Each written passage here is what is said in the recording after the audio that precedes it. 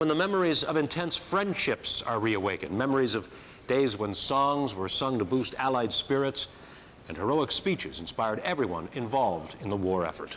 Preserving those memories goes beyond the ceremonies at cenotaphs, and an enthusiastic group of Prince Edward Islanders has taken up that challenge.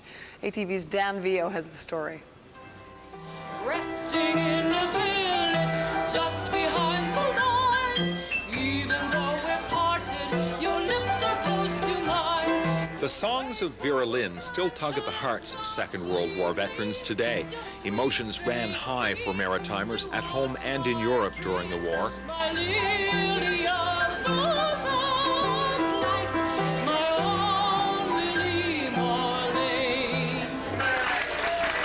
But in 1945, the fear and horror of battle as the Allied front closed in on Hitler was balanced by the celebration of victories and the adventure of being farther from home than many young Maritimers had ever been before.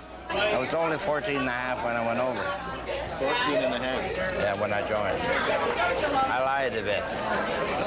Did you think you were a man? No, just a kid. Having some fun. That's what I thought. And did you find out different?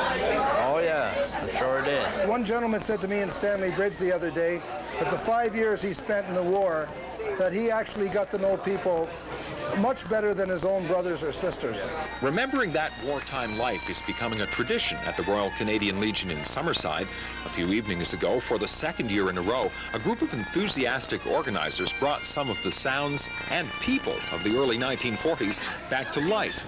It was a celebration for veterans and their descendants called Maple Leaf Up. And the time was VE Day, when the war was officially declared won in Europe. Not only have the Hun invaders been driven from the lands they have ravaged, but the guts of the German army have been largely torn out. You know, 40 years ago, even 30, a gathering like this to sing the songs, share the memories, wasn't that unusual.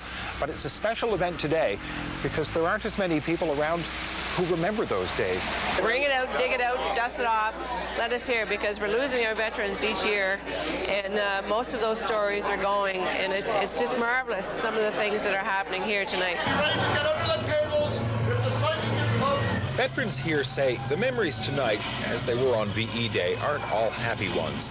But it's nice to see younger people doing more than just bowing their heads at cenotaph ceremonies to keep those memories alive.